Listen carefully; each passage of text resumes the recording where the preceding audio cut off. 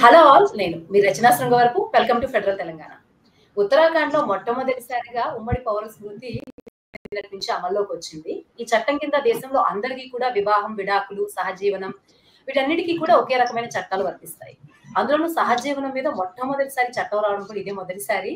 మరి ఈ పరిణామాన్ని కొంత ప్రతిపక్షాలు కావచ్చు, మత సంఘాలు కావచ్చు వ్యతిరేకిస్తున్నాయి. కొంత గిరిజన తెగలకి షెడ్యూల్ క్యాస్ట్ కి మాత్రం కొంత మినహాయింపు ఇచ్చారు. ఈ నేపథ్యంలో ఈ చట్టపరంగా దీనికి సంబంధించినటువంటి డీటెయిల్స్, అలాగే సడన్ గా ఇప్పటి వరకు ఫ్రీ స్టైల్ కి అలవాటు పడిన యువతకి ఎంత చట్టబద్ధం రావడం అన్నది ఎటువంటి ప్రభావాన్ని చూపబోతుంది, ఇది మహిళలకి నిజంగానే సాధికారత, ఇటువంటి అంశాల గురించి మనతో మాట్లాడడానికి చేస్తున్నారు. మొదట హైకోర్టులో దాదాపుగా దశాబ్దాల అనుభవం, లాయర్ గా పనిచేసినటువంటి అనుభవం ఉన్న సౌభాగ్యలక్ష్మి గారు ఉన్నారు. నమస్తే సౌభాగ్యలక్ష్మి గారు.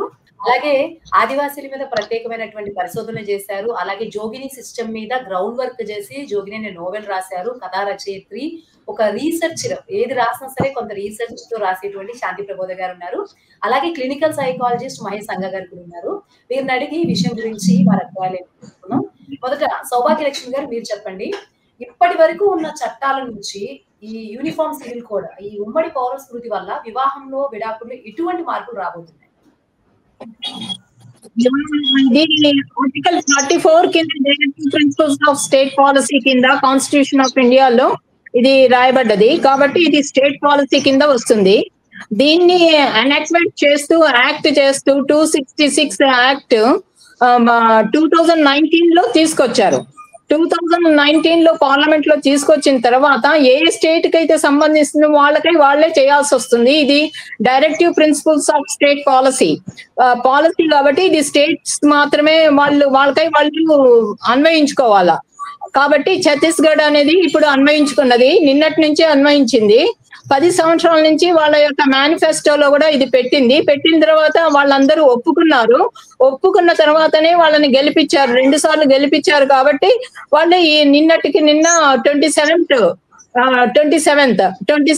ఫిబ్రవరి 2025 నాడు వాళ్ళు ఎనాక్ట్మెంట్ తీసుకొచ్చి ఇది మొత్తము ఈ యూసిసి ఇది యూనియన్ సివిల్ ఇది తీసుకొచ్చారండి. Civil code, union civil code 2019 article UCC 2019 bill number 2266 of 2019 అండి, ఇది తీసుకొచ్చారు. దీని ప్రకారము వాళ్ళకి కావాల్సిన ఆర్టికల్ 14 లో ఏముందంటే, ఆర్టికల్ 14 లో మొత్తం హిందూస్, ముస్లిమ్స్, క్రిస్టియన్స్, పార్సీస్ కి వేరే పర్సనల్ లాస్ ఉన్నాయి.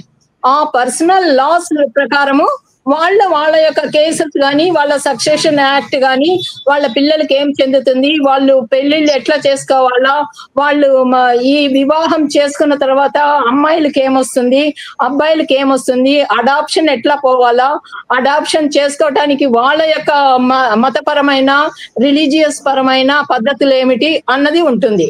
అదే విధంగా గిరిజనులకు కానీ, ఎస్సీ ఎస్టీకి కానీ వాళ్ళకి వేరే విధానం ఉంది. ఎన్ని వివాహాలన్నా ఎట్లా ఏది అనేది ముస్లిమ్స్ కి వివాహాల చట్ట ప్రకారము 3 ఇది గవర్నమెంట్ ఎంప్లాయీ కాకపోతే ఎన్ని వివాహాలన్నా చేసుకోవచ్చు. ఇప్పుడు మాత్రం 3 వివాహాలు చేసుకోవటానికి వాళ్ళకి పరిమితి ఉంది. కాబట్టి ఇవన్నీ కాకుండా అన్ని ఒకే చట్టం ప్రకారం, ఇండియన్ లా ప్రకారం ఒకే పద్ధతిలో మొత్తం ఒకే చట్టము కాన్స్టిట్యూషన్ ఆఫ్ ఇండియా ప్రకారం ఆర్టికల్ 44 ని ఇంప్లిమెంట్ చేయాలని యూసిసి తీసుకొచ్చారండి. థ్యాంక్ యూ సౌభాగ్యలక్ష్మి గారు. ఇప్పుడు శాంతి ప్రబోధ గారు, మీరు చెప్పండి. ఇప్పటి వరకు కూడా గిరిజనులకి ప్రత్యేక మినహాయింపు ఇచ్చారు దీంట్లో. సో మీరు గిరిజనుల్ని చాలా క్లోజ్ గా చూశారు, ఆదివాసీలతో పనిచేశారు కాబట్టి కొంత దీని వల్ల వాళ్ళకి మంచి పరిణామం జరుగుతుందంటారా? ఒకవేళ వాళ్ళు కూడా ఇంక్లూడ్ అయ్యింటే కొంత మనతో కలిసేటువంటి, నాగరిక సమాజంతో కలిసేటువంటి స్కోప్ ఉండేదంటారా? దీని గురించి మీరేమనుకుంటున్నారు? అంటే దేశంలో రకరకాల గిరిజన సమూహాలు ఉన్నాయి. ఆ సమూహాల్లో ఆదివాసీల్లో చూసినప్పుడు అసలు మానవ నాగరికత తెలియని సమూహాలు కూడా మన దేశంలో ఉన్నాయి. అలాంటి వాళ్ళకి అసలు దేశం ఏంటి, దేశంలో చట్టాలు ఏంటి, ఇవి ఏమీ తెలియదు. ఏ చట్టాలు ఉన్నా కానీ వాళ్ళకి తెలియదు.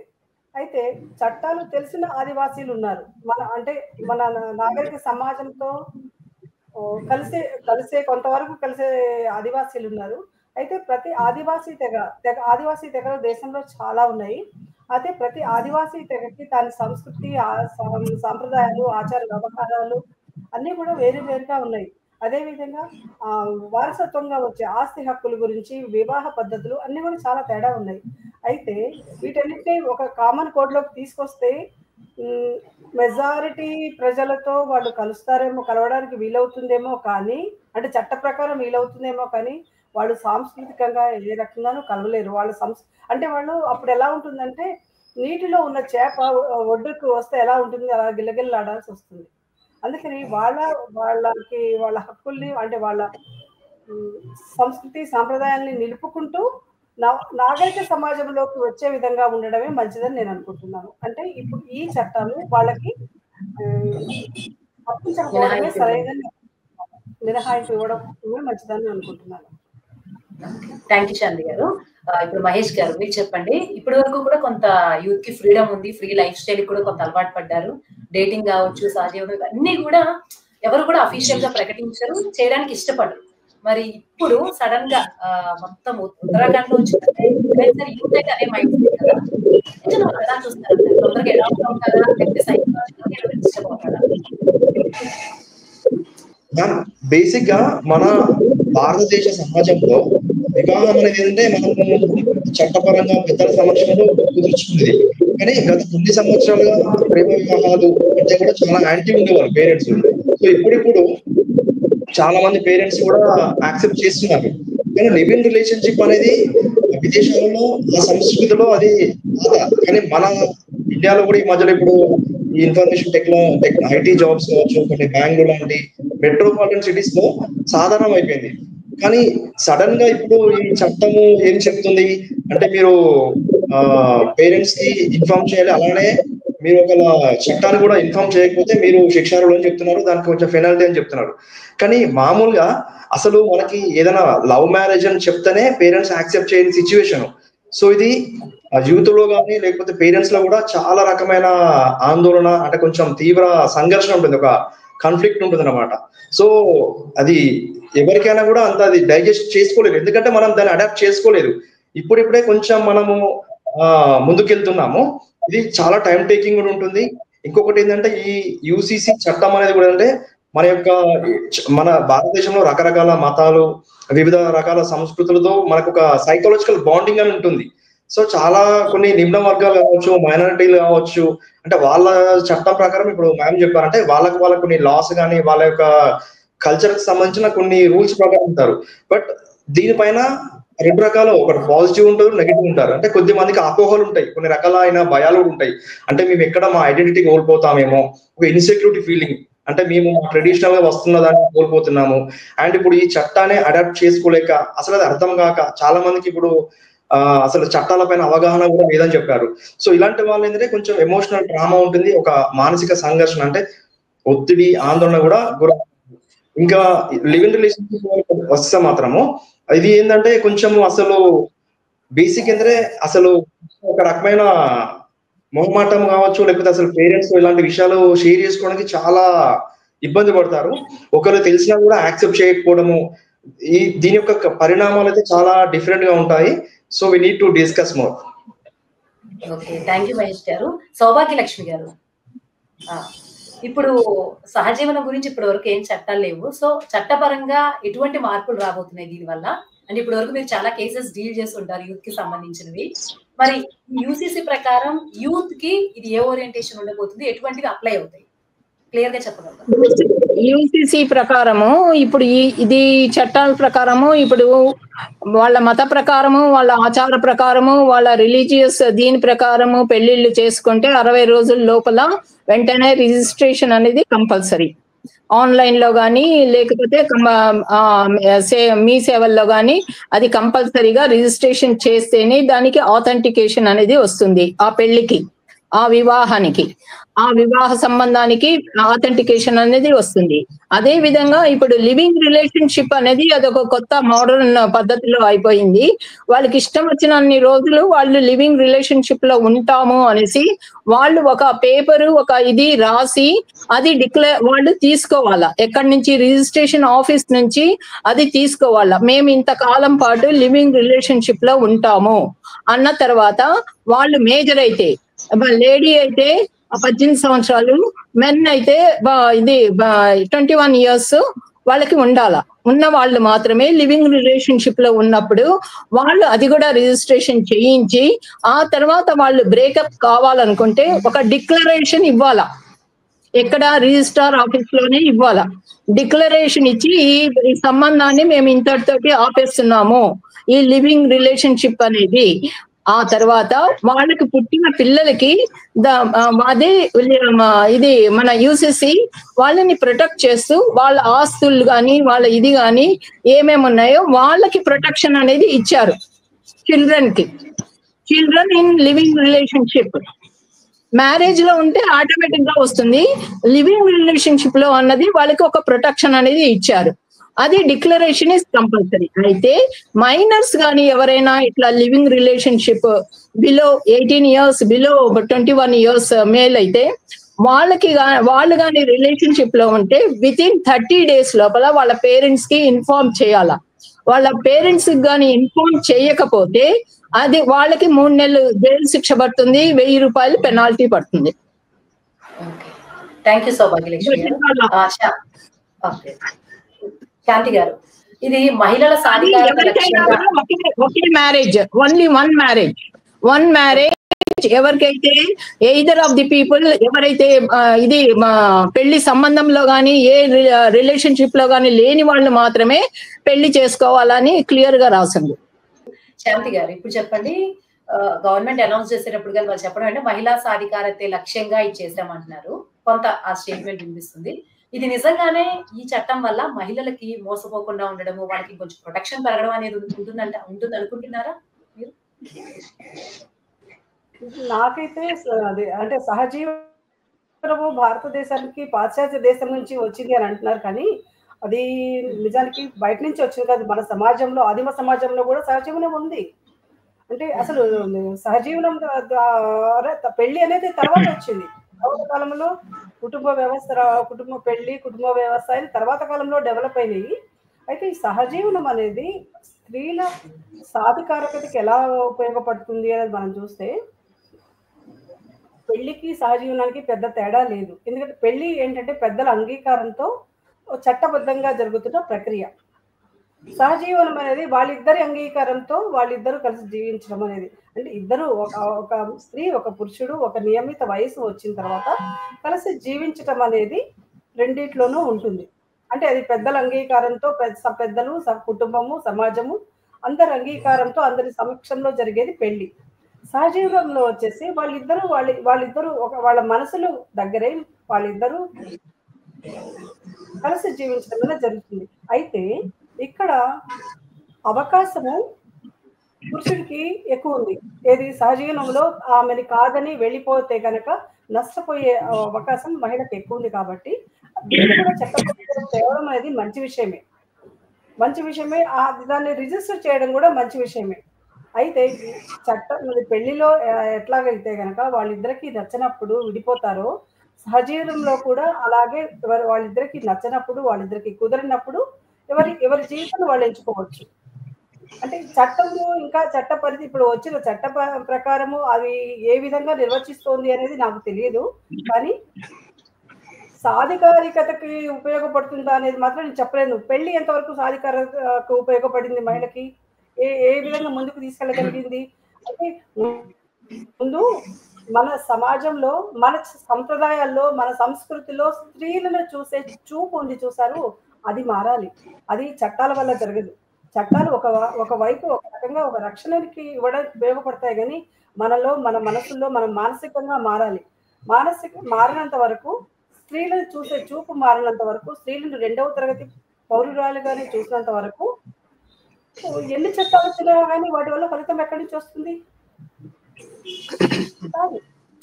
అందుకని ముందు మన కుటుంబంలో మన పిల్లలకి మనం నేర్పే విధానంలో, అది ఆడపిల్ల అవ్వచ్చు, మగ పిల్ల అవ్వచ్చు, ఎవరైనా సరే వాళ్ళిద్దరికి కూడా మనం సమానము అని నేర్పిస్తున్నామా? మన సంస్కృతి అది ఇస్తుందా మనకి? ఏం చెప్తారు, సీతారాములు అంటే సీత పేరు ముందు కాబట్టి సీతనే అంటే ఆడపిల్లకి ప్రాధాన్యం ఇస్తున్నాం, సీతకు ప్రాధాన్యం ఇచ్చాము అని అంటారు. అలా చెప్పడానికే కానీ ఆచరణకు వచ్చేప్పటికి స్త్రీ ఈ రోజు కూడా తన హక్కులు తను అందుకోలేకపోతుందంటే కారణం ఏంటి?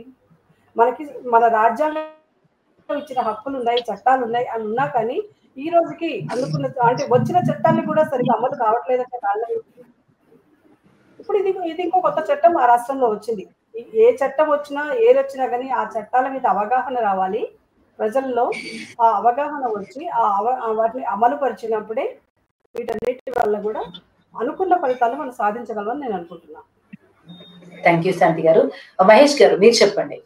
ఇందాక మీరు సహజీవనం గురించి, ఇది ఇంపాక్ట్ గురించి మాట్లాడారు. సో ఎప్పుడైతే సహజీవనం అనేది అఫీషియల్ అయిపోయిందో, సో తర్వాత నెక్స్ట్ అందరూ కూడా సహజీవనం కన్నా కూడా ఎక్కువ వివాహానికి ఆసక్తి చూపే ఆ స్కోప్ ఉంటుందంటారా? ఇంక ఎట్లాగూ ఏదైనా సరే లీగలైజ్ చేసుకోవాలనుకుంటే ఎక్కువ మంది వివాహమే చేసుకోవాలనుకుంటారు. సో సహజీవనం చేసేటువంటి సంఖ్య తగ్గి ఎక్కువ మంది వివాహం చేసుకునే అవకాశం ఉంటుందంటారా, లేకపోతే ఇప్పట్లాగే కొనసాగుతుంది అనుకుంటున్నారా? యాక్చువల్లీ మనకి ఇప్పుడు ఇక్కడ ఏంటంటే మ్యారేజ్ అనేది ఒక కమిట్మెంట్, అంటే మీకు రెస్పాన్సిబిలిటీస్ అండ్ ఒక చట్టబద్ధత కూడుకునే మనం నలుగురు సమక్షంలో చేసుకుంటాము. బట్ ఇప్పుడు ముందు మ్యామ్ చెప్పారు, మ్యారేజ్ చేసుకున్న లివ్ ఇన్ రిలేషన్షిప్ లో కూడా సేమ్ ఉంటుంది, ఇట్స్ నీడ్ బేస్డ్. కాకపోతే ఏంటంటే ఇప్పుడు లివ్ ఇన్ రిలేషన్షిప్ ఒకేలా ఇప్పుడు ఒక మెయిన్ కి ఏమైనా అంటే ప్రాబ్లం వచ్చేసి వదిలేసినప్పుడు ఒక స్త్రీ అనేవి ఎమోషనల్ గా తను చాలా ఇబ్బంది పడుతుంది. ఒక వెళ్ళిపోవడము, తన యొక్క ఏదైనా చాలా రకాల ఇంపాక్ట్ కూడా ఉంటుంది. అలానే ఇప్పుడు అంటే బేసిక్ ఏంటంటే లివ్ ఇన్ రిలేషన్షిప్ అనేది ఇంకా మన సమాజంలో అన్అఫీషియల్ గా ముందు నుంచి కూడా ఉంది. ఇది ఇప్పుడు ఫారెన్ కంట్రీస్ అంటే మనకు అగ్రిమెంట్ ప్రకారం వెళ్తాము, కానీ ఇది మనకి తరతరాలుగా ఎన్నో సంవత్సరాల నుంచి కూడా ఉంది. కానీ ఇది ఏంటంటే ఇప్పుడు అఫీషియల్ గా కొంచెము ఇబ్బందులు ఎదుర్కొనే అంటే అడాప్టబిలిటీ ఇంకా రాలేదు, ఇంకా టైం పడుతుంది. అండ్ దీని పరంగా చాలా రకాల ఎమోషనల్ ట్రామా ఉంటుంది. అంటే ఇప్పుడు లివ్ ఇన్ రిలేషన్షిప్ లో ఉండి కూడా చాలా ఇబ్బంది పడుతున్నారు. సో ఇది ఏంటంటే ఇంకా చాలా అవగాహన పెంచుకోవాలి. కానీ ఇక్కడ ఏంటంటే మెన్ అనే వాళ్ళు ఎక్కువ సేఫ్ లో ఉంటున్నారు, ఎందుకంటే ఇక్కడ ఉన్న అంటే కల్చర్ ప్రభావం కూడా ఉంది, ఎక్కువ మెన్ కి సపోర్ట్ చేయడము. ఉమెన్ అనే వాళ్ళు ఇప్పుడు మ్యామ్ చెప్పారు సెకండ్ క్లాస్ కేటగిరీలోనే చూసారు అని చెప్పేసి. ఆ వివక్ష అనేది ఇప్పుడు జెండర్ ఐడెంటిటీ కూడా ఇక్కడ, ఎందుకంటే ఇప్పుడు మేల్ అనే వాళ్ళు కొంచెం అంటే ఫిజికల్ గా కూడా స్ట్రాంగ్ ఉండడు. ఇంకోటి ఏంటంటే ఇప్పుడు ఆ ట్రామా అనేది ఏంటంటే ఒక ఉమెన్ అనే ఆమె ఓపెన్ గా చెప్పుకోలేదు, అంటే కొద్ది మంది వస్తున్నారు ముందుకు, బట్ ఇంకా దీనిపైన కూడా అవగాహన అనేది మన భారతదేశ సమాజంలో కొన్ని అంటే అభివృద్ధి చెందిన ప్రాంతాల్లో కొంచెం ఎక్కువ ఉంది. కానీ చాలా మంది ఏంటంటే ఇంకా దీనిపైన అవగాహన అనేది పూర్తిగా లేదు, ఇంకా పెంచుకోవాలి. అండ్ దీనిపైన కూడా చట్టము అనేది కూడా మనకి రావడం వల్ల కొన్ని రకాల బెనిఫిట్స్ కూడా ఉంటాయి. సౌభాగ్యలక్ష్మి గారు, శాంతి గారు యాడ్ చేస్తారేమన్నా? చెప్పండి మేడం. మీరు యాడ్ చేస్తారు శాంతి గారు. సహజీవనంలో వచ్చేప్పటికి అంటే సహజీవనం లీగల్ గా మనకి యాక్సెప్టబుల్ కాదు అనుకుంటున్నాము. అంటే ఇప్పుడు ఈ చట్టం ద్వారా లీగల్ గా యాక్సెప్టబుల్ అనేది మనకు అర్థమవుతుంది. అయితే సహజీవనంలో ఉన్నప్పుడు ఇద్దరు ఒక స్త్రీ పురుషులు ఇద్దరు ఒకళ్ళనొకళ్ళు అర్థం చేసుకోవడానికి ఎక్కువ అవకాశం, అర్థం చేసుకుని ఒకరికొకరు వాళ్ళు కొన్ని అంటే వాళ్ళు అంటే సహజీవనంలో కూడా కొన్ని నియమ నిబంధనలు పెట్టుకుంటారు, వాళ్ళు వ్యక్తిగతంగా పెట్టుకుంటారు, సమాజం పెట్టేవి కాదు, అవి చట్టం పెట్టేవి కాదు, వ్యక్తిగతంగా కొన్ని నియమ నిబంధనలు పెట్టుకుని వాటికి అనుగుణంగా నడుచుకుంటామని వాళ్ళకు వాళ్ళు చెప్పుకుని వాళ్ళు దానికి అనుగుణంగా నడుచుకుంటారు. అది కాదు అనుకున్నప్పుడు అందులోంచి బయటకు వెళ్తూ ఉంటారు. అలా కుదరినప్పుడు అందులోంచి ఇద్దరిలో ఏ ఒక్కరు దాన్ని అది ఏమనాలి దాని నుంచి బయటకు వచ్చినా కానీ అంటే వాళ్ళ నియమ నిబంధనల్ని అనుసరించకపోయినా అతిక్రమించినా దానిలోంచి బయటకు వచ్చే అవకాశం ఉంటుంది. అదే పెళ్లిలో కూడా. సౌభాగ్యలక్ష్మి గారు మీరు చెప్పండి, యాక్చువల్ గా దీని వల్ల రిలీజియస్ ఇప్పుడు ముస్లిం లా బోర్డు కానీ ఏ పర్సనల్ లా బోర్డ్స్ కూడా అప్లై అవ్వవు. సో ఇంతకు ముందు ఈ లా బోర్డ్స్ వల్ల లా బోర్డ్స్ అవన్నీ చూసేవి, ఇంతకు ముందు మిగిలిన మతాల వాళ్ళకి కానీ వీళ్ళకి కానీ లాపరంగా ఎటువంటి చట్టాలు ఉన్నాయి, ఇప్పుడు దీని వల్ల వీళ్ళకి వచ్చేటువంటి స్పెషల్ బెనిఫిట్స్ ఏంటి? ఉమెన్ కావచ్చు మెన్ కావచ్చు, ఎటువంటి బెనిఫిట్స్ ఉన్నాయి? ఇప్పుడు వచ్చే బెనిఫిట్స్ ఇప్పుడు 2/3 ఇది సక్సెషన్ యాక్ట్ లో ముస్లిమ్స్ కి 2/3 మాత్రమే ఇస్తారు. 1/3 మేల్ కి ఇస్తారు ఏదైనా దీంట్లో ప్రాపర్టీస్ లో. అలాంటిది ఇప్పుడు ఈక్వల్ షేర్స్ వస్తాయి, వాళ్ళకి అన్ని ఈక్వల్స్ గా ఉంటాయి. మళ్ళీ 3 మ్యారేజెస్ 4 మ్యారేజెస్ 5 మ్యారేజెస్ అట్లా చేసుకోవటానికి లేదు, ఓన్లీ 1 మ్యారేజ్. అండ్ దాని ప్రకారం కూడా ముస్లిం లా ప్రకారం కూడా చాలా చాలా క్రిటికల్ గా 4-5 లాస్ తీసుకొచ్చారు. సెక్షన్ 3 అని తీసుకొచ్చారు, మళ్ళీ ముస్లిం యాక్ట్ అని తీసుకొచ్చారు, మళ్ళీ ఇవన్నీ చాలా లాస్ ఉన్నాయి వాళ్ళకి. అవన్నీ ఒకటే అయిపోతాయి. అప్పుడు క్రిస్టియన్స్ కూడా ఇప్పుడు 2 లాస్ ఉన్నాయన్నమాట, అవి కూడా ఒకటైపోతాయి. ఇప్పుడు హిందూస్ కి ఆల్రెడీ వాళ్ళు అమెండ్మెంట్ చేసేసారు. 1956 యాక్ట్ ని అమెండ్ చేసి మామూలు జనరల్ చేసేసి ఒకే ఒక దీని మీద తీసుకొచ్చేసారు. కానీ అదర్ 2 యాక్ట్స్ మాత్రం మారలేదు. అవి ఇంకా వాటిని ఇంకా బైఫర్కేట్ చేసి వేరే వేరేగా చేశారు. కాబట్టి మొత్తానికి సొసైటీ అయితే పాజిటివ్ వేలో పోతుంది. యూసీసీ తీసుకురావటం వల్ల మీ సొసైటీ మాత్రం చాలా పాజిటివ్ వేలో పోతుంది. అండ్ ఎవరు బాధ లేకుండా ఒకే మ్యారేజ్ ఒకసారి ఒక లేడీ ఒక భర్తతోటే ఉండగలదు, ఒక భర్త ఒక భార్యతోనే ఉండగలడు ఒకే మ్యారేజ్ లో. కాబట్టి ఇవి 4-5 మ్యారేజెస్ అనేది ఉండవు. అలాంటప్పుడు కొన్ని కష్టాలు అనేది, కొన్ని ఫైనాన్షియల్ ఇది అనేది తగ్గిపోతుంది, చాలా మంచి అప్లిఫ్ట్మెంట్ వస్తుంది. మేల్ అయినా కూడా ఇది చాలా దూరంగా ఆలోచిస్తే మాత్రం మేల్కే చాలా మంచిది. ఎందుకంటే మంచి పిల్లలు పుడతారు, మంచిగా ఉంటారు. ఒక్కొక్కరు ఒక్కొక్క 4-5 మ్యారేజెస్ చేసుకొని ఎవరిని ప్రొటెక్ట్ చేయలేకుండా వాళ్ళు ఎక్కడో పడిపోయి వాళ్ళు ఏదేదో అయిపోయి వాళ్ళంతా మన దేశాన్ని వినాశనం చేయటానికి ఇది అవుతారు. కానీ ఒక్క మ్యారేజ్ లో ఒక్కసారి ఉంటే వాళ్ళ పిల్లలు ప్రొటెక్ట్ కాబడతారు. And properties also protected. Okay, thank you Saubhagyalakshmi గారు. శాంతి గారు, ఇందాక మీరు చెప్తున్నారు, దానికి ఒక్క పాయింట్ యాడ్ చేస్తాను, అది కూడా మీరు చెప్పండి. సహజీవనం అన్నది మీరు అన్నారు, అది కూడా వాళ్ళు ఎవరైతే ఆ రిలేషన్ లో ఉన్నారో వాళ్ళు కూడా కొన్ని రూల్స్ పెట్టుకుంటారు. కాకపోతే దట్స్ నాట్ లీగలైజ్డ్ కాదు, వాళ్ళ మీద యాక్షన్ తీసుకోవాలి, వాళ్ళు ఏది లీగల్ గా అప్రోచ్ అవ్వరు. మ్యారేజ్ సిస్టమ్ అనేది ఎవ్రీథింగ్ లీగలైజ్డ్. మరి అలాంటప్పుడు ఇది లీగలైజ్ చేయడం అంటే నథింగ్ బట్ అందర్ ఫార్మ్ ఆఫ్ మ్యారేజ్ అనే అనుకోవచ్చు కదా. అలాంటప్పుడు సహజీవనం మీద ఎప్పటికీ ఇంట్రెస్ట్ చూపిస్తా అనుకుంటున్నారా మీరు? ఇందాక మీరు యాడ్ చేసి అంతా చెప్పారు. అలాగే ఇంకొకటి ఏంటంటే ఇప్పటి వరకు ఉత్తరాఖండ్ లో మాత్రమే ఉంది, ఉత్తరాఖండ్ లో మాత్రమే నిన్నటి నుంచి ఇంప్లిమెంట్ అయింది. ఇది మన వాతావరణంలో మన తెలంగాణ స్టేట్ పాలసీ కాబట్టి ఉత్తరాఖండ్ లో ఇంప్లిమెంట్ చేశారండి. స్టేట్ పాలసీ కాబట్టి ఆ స్టేట్ ఇంప్లిమెంట్ చేసింది. ఇది ఏ స్టేట్స్ కి అయితే ఉన్నా వాళ్ళే చేసుకోవాలా. రైట్ మ్యామ్, ఒకవేళ ఇది మన దగ్గర కూడా వచ్చే అవకాశం ఉంటే ఎంతవరకు యాక్సెప్టబిలిటీ ఉంది? Already act is there, 266 bill pass అయింది. కానీ పార్లమెంట్ లో వాళ్ళు కంపెల్ చేయడానికి లేదు. స్టేట్ పాలసీ, ఇది directive principles of state policy కిందకి వస్తుంది. ఇది ఈ డైరెక్టివ్ స్టేట్ పాలసీ కిందకి వచ్చినవి స్టేట్స్ ఇంప్లిమెంట్ చేయాలా, స్టేట్స్ మాత్రమే ఇంప్లిమెంట్ చేయాలి. అది అక్కడ 2 సార్లు వాళ్ళు గెలిచారు కాబట్టి వాళ్ళు స్టేట్ పాలసీ కింద ఇంప్లిమెంట్ చేశారు. సహజీవనం గురించి మీరు మాట్లాడుతున్నారు కదా, సో మంచి డిఫరెన్స్ ఉండదు లీగలైజ్ గా మ్యారేజ్ కి దానికి. అలాంటప్పుడు ఇక ఎక్కువ మంది ఆసక్తి చూపేది కూడా ఉండదు కదా. మేబీ రూల్స్ డిఫరెంట్, అఫీషియల్ గా ప్రకటిస్తున్నామంటే ఇంకా పర్సనల్ స్పేస్ కూడా తగ్గిపోతుంది కదా వాళ్ళిద్దరికి. వాళ్ళకి ప్రొటెక్షన్ ఇస్తున్నారు, అది అఫీషియల్ గా వాళ్ళు డిక్లేర్ చేయటం లేదు. This is not officially declaring, already they are relationship కాబట్టి వాళ్ళకి ప్రొటెక్షన్ ఇస్తున్నారు. మీరు ఈ పీరియడ్ లో ఉన్నప్పుడు మీరు వెంటనే రిజిస్ట్రేషన్ చేసుకోవాలా, you have to take certificate తీసుకోవాలా.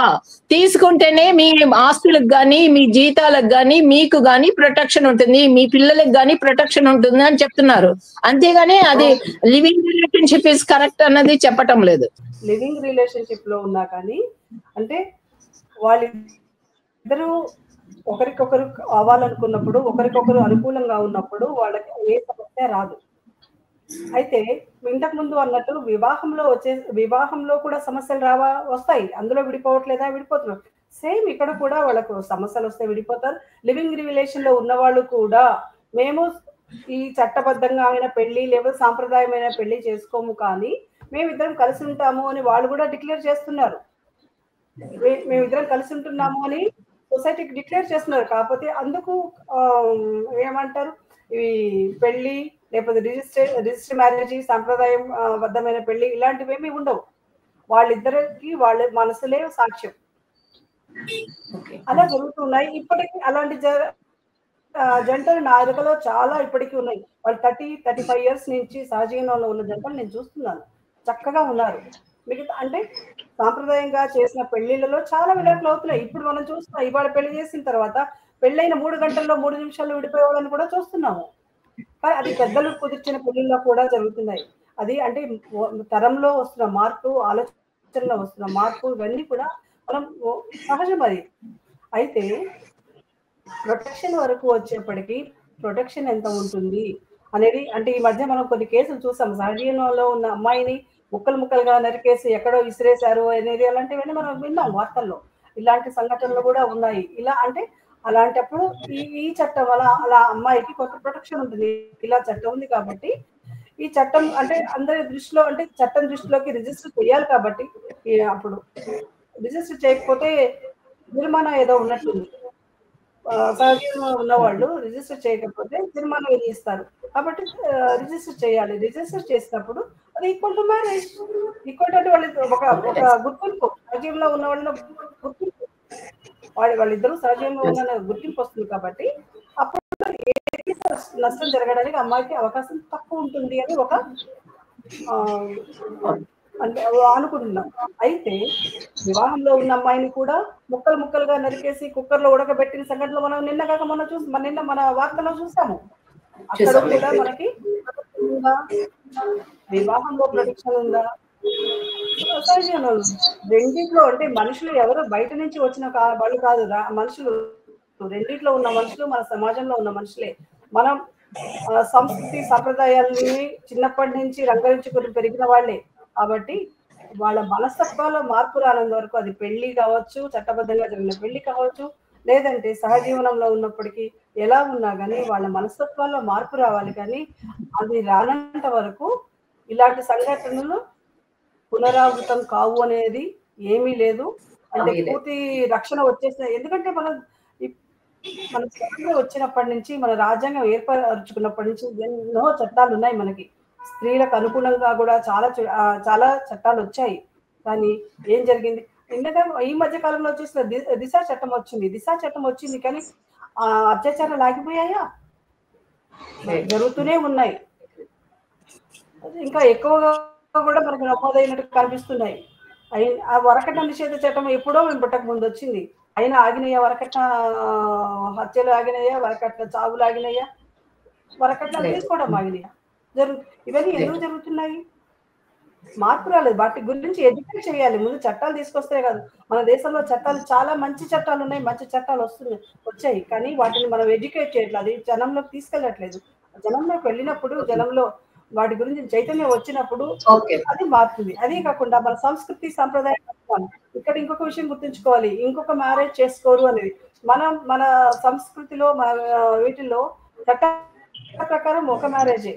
కానీ 2 పెళ్లిళ్ళు 3 పెళ్లిళ్ళు చేసుకున్న వాళ్ళు చట్టబద్ధంగా రాజ్యాలు వేసుకున్న వాళ్ళు, చట్టబద్ధంగా వాళ్ళకి ఏమన్నారు, ఎమ్మెల్యేలుగా ఎంపీలుగా ఉన్నారు. వాళ్ళందరినీ ఏమంటున్నారు? వాళ్ళకేమన్నా మనకి అక్కడ ఏదైనా మనకు చట్టం తెచ్చుకున్నామా?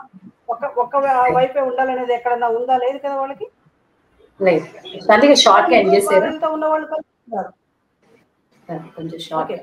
ఇలాంటప్పుడు అంటే ఇవన్నీ ఉన్నప్పుడు మన సహజీవనాన్ని తప్పుగా చూడాల్సిన అవసరం లేదు అని నేను చెప్తున్నాను. సహజీవనంలో ఉన్న, వివాహంలో ఉన్నా, ఎలా ఉన్నా కానీ, ఏ మతంలో ఉన్నా కానీ వాళ్ళందరికీ కూడా హక్కులన్నీ సమానంగా ఉపయోగిస్తారు, కరెక్టే. కానీ కొన్ని సాంస్కృతికంగా వచ్చిన హక్కులు ఉంటాయి కదా, సాంప్రదాయాలు ఉంటాయి కదా, వాటిని కూడా కొన్ని విషయాల్ని మనం హిందూ సంప్రదాయంలో మన సంప్రదాయాన్ని మనం ఎలా గౌరవించాలో అట్లాగే ఇతర అన్య మతాల్లో ఉన్న వాళ్ళు కూడా వాళ్ళ సంస్కృతిని సంప్రదాయాన్ని కూడా గౌరవించాలని కోరుకుంటారని నేను అనుకుంటున్నాను. ఇప్పుడు మనం లాస్ట్ దానికి వచ్చేసాము. మహేష్ గారిది మహేష్ గారు మీరు చెప్పండి. సైకలాజికల్ గా చాలా మందికి ఈ లా చాలా గట్టిగా లేకపోవడంలో కొన్ని ఇన్సెక్యూరిటీస్ ఉంటాయి, ఎవరు వదిలేస్తారో రిలేషన్షిప్స్ లో అని. సో టోటల్ ఓవరాల్ గా ఉత్తరాఖండ్ లో ఈ లా రావడం వల్ల, ఉత్తరాఖండ్ స్టేట్ లో మాత్రమే ఉంది, కానీ ఈ లా రావడం వల్ల యూత్ లో కానీ అందరిలో ఒక రకమైన సెక్యూరిటీ ఫీలింగ్ వస్తుందంటారా? ఈ లా ఇచ్చే ప్రొటెక్షన్ వల్ల ఒక మెంటల్ సెక్యూరిటీ. సో దీన్ని ఏమంటే సైకాలజికల్ టర్మ్ ఉంటుంది, కోగ్నిటివ్ డిస్సోనెన్స్. అంటే ఒక మనం ఏంటంటే ఇప్పుడు ఇండియా అనేది ముందేసుకున్నాం, రకరకాల మతాలు సాంప్రదాయాలు విభిన్న రకాల వ్యక్తులు ఉంటారు కాబట్టి వాళ్ళ యొక్క కల్చర్స్ కి ఈ చట్టాలు అంటే కొన్ని ఈ చట్టాల వల్ల వాళ్ళ యొక్క కొన్ని ట్రెడిషనల్స్ కోల్పోయే ఛాన్స్ ఉంటుంది అనమాట. సో ఈ రెండింటి మధ్యలో ఒక కాన్ఫ్లిక్ట్ అనేది ఏర్పడుతుంది. దీనివల్ల వాళ్ళ ఒక ఇన్సెక్యూరిటీ ఫీలింగ్ లోకి వెళ్ళిపోవడం, ఒక మానసిక సంఘర్షణ, అంటే దాన్ని అడాప్ట్ చేసుకోలేక, అంటే ఒక మేము అంటే మా రూల్స్ అనేది మాకు కొంచెం విరుద్ధంగా ఉన్నదని చెప్పేసి కొన్ని రకాల వర్గాల వాళ్ళకి ఇబ్బంది కావచ్చు. సో దీని వల్ల ఏంటంటే డెఫినెట్ గా వాళ్ళు ఒక సైకలాజికల్ డిస్టర్బెన్సెస్ ఉంటుంది, అంటే ఒత్తిడి గురి అవ్వచ్చు, ఆందోళన, అలానే కొంచెం ఫ్రస్ట్రేట్ అవ్వడం, ఇవి కూడా ఉంటుంది. సో ఇంకా మీరు లివింగ్ రిలేషన్షిప్ విషయానికి వస్తే బేసిక్ గా చూడండి, ఒక మానసికంగా ఏంటంటే మనం కొన్ని రకాల వాటికి అడాప్ట్ చేసుకుంటాము. అంటే బేసిక్ గా మన ఇండియన్ సమాజంలో అంటే మామూలు ఇండియన్ కల్చర్ ఏంటంటే ఇప్పుడు మనము అంటే రూట్స్, మీకు ఏదైనా ఒక సైకాలజికల్ ప్రాబ్లం రావడానికి కొన్ని రకాల ఫ్యాక్టర్స్ ఉంటాయి, బయో సైకోసోషల్ ఫ్యాక్టర్స్. అంటే మన ఎన్విరాన్మెంట్ అనేది మనకి డిఎన్ఏ, మనకి తరతరాల నుంచి కూడా మన డిఎన్ఏ లో ఉంటుంది. ఇప్పుడు మనం ఫారెన్కి వెళ్ళి చదువుకున్నా కూడా ఇప్పుడు మనము అంటే దే ఆర్ వెరీ రేషనల్, వాళ్ళేమో రేషనల్ ఉంటారు, మనమేమో చాలా ఎమోషనల్ థింక్ చేస్తాం. సో మనం ఎంత అడాప్టబుల్ చేసుకున్నా కూడా కానీ నీ యొక్క మానసిక పరిపక్వత అనేది అది కొంచెము ఎదుగుదల అనేది మనకి చాలా ఎక్కడో లాగుతూ ఉంటుంది. అంటే ఇప్పుడు సింపుల్ మీ డిఎన్ఏ అనేది ఇప్పుడు మనకి ఫాదర్ కి కానీ ఇప్పుడు మనకి డయాబెటీస్ ఉంటే పిల్లలకి ఎలా వస్తుందో ఆ రూట్ అనేది మనలో తరతరాలు ఎమిడిపోయి ఉంటుంది. సో కాబట్టి ఈ లివింగ్ రిలేషన్షిప్ లో కానీ ఇంకా కొద్దిమంది అంటే ఇప్పుడు నేను నా దగ్గర వచ్చిన కేస్ స్టడీస్ చూసినాను. అంటే లివింగ్ రిలేషన్షిప్ లో ఉన్నప్పుడు ఏమవుతుంది అంటే అంటే ఇద్దరు, ఇప్పుడు నేను చూసిన కేస్ స్టడీస్ అటుపక్క ఒక ఉమెన్ కావచ్చు, మెన్ కావచ్చు, ఇద్దరు పిల్లలు ఉన్నారు. అంటే అంటే ఈ పిల్లల యొక్క లైఫ్ స్టైల్ పైన కూడా చాలా ప్రభావం చూపిస్తుంది. అంటే అడాప్ట్ అంటే ఇప్పుడు పేరెంట్స్ కి ఒక అండర్స్టాండింగ్ వస్తుంది, కానీ పిల్లల మధ్యలో ఇప్పుడు అంటే ఆ బాండింగ్ అనేది డెవలప్ అవ్వలేకపోతుంది. అంటే పిల్లలు కూడా ఏది అడాప్ట్ చేసుకోవాలో అర్థం కావట్లేదు. అంటే ఆల్రెడీ ఇప్పుడు అనఫీషియల్ గా అంటే ఇప్పుడు డివోర్స్ కాకముందే రిలేషన్షిప్ రెండు ఫ్యామిలీస్ మెర్జ్ అవుతున్నాయి, ఇటు మెయిల్ సైడ్ ఫీమేల్ సైడ్. ఇక్కడ మెయిల్ సైడ్ ఒక కిడ్ ఉంటాడు, ఫీమేల్ సైడ్ ఒక కిడ్ ఉంటారు. ఈ ఇద్దరు కిడ్ మధ్యలో ఒక ఎన్విరాన్మెంట్, ఆ ఫాదర్ యొక్క పార్షాలిటీ, ఇద్దరి మధ్యలో పార్షాలిటీ, ఇది రకరకాల సైకాలజికల్ ప్రభావం చూపిస్తుంది. పిల్లల్లో బిహేవియర్ ఇష్యూస్ వస్తున్నాయి, అంటే ADHD కావచ్చు, లేకపోతే కొంచెము ఆడ్ బిహేవియర్ కావచ్చు, ఇంటి నుంచి వెళ్ళిపోవడము, అంటే ఇలాంటి పిల్లలు కూడా బయటకు వచ్చేసి అది డైజెషన్ చేసుకోలేక కొన్ని రకాల అడిక్షన్ లోకి వెళ్ళిపోతున్నారు. అంటే రీసెంట్ గా వస్తున్న మార్పులను నేను కేస్ స్టడీస్ లో చూసింది మీకు చెప్తున్నాను. సో అంటే ఇది కొంచెము ఇబ్బంది అనిపిస్తుంది. ఓకే, థ్యాంక్ యూ మహేష్ గారు. సో ఫైనల్ గా చర్చ ముగిసింది. ఈ అంశం గురించి లా పరంగా అంతా ఇన్ఫర్మేషన్ ఇచ్చిన సౌభాగ్యలక్ష్మి గారికి, అలాగే ఉమెన్ ఓరియంటెడ్ గా గిరిజన తెగ ఈ షెడ్యూల్డ్ క్యాస్ట్ ఓరియంటెడ్ గా ఎలా ఉండబోతుందని చెప్పిన శాంతి ప్రబోధ గారికి, అలాగే మొత్తం మీద psychological perspective family side youth side అంతా ఇచ్చినటువంటి మహేష్ గారికి ధన్యవాదాలు తెలియజేసి చర్చను ఇంతటితో ముగిస్తున్నాను. థ్యాంక్ యూ అండి. Thank you all. Thank you all of you. Thank you.